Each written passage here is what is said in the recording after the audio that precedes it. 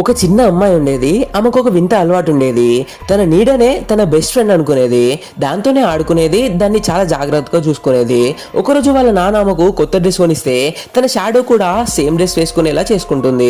బస్సులో వెళ్తున్నప్పుడు వాళ్ళ నాన్న పక్కన కూర్చోబోతే లేదు, ఈ సీట్ నా ఫ్రెండ్ కోసం అని చెప్తుంది.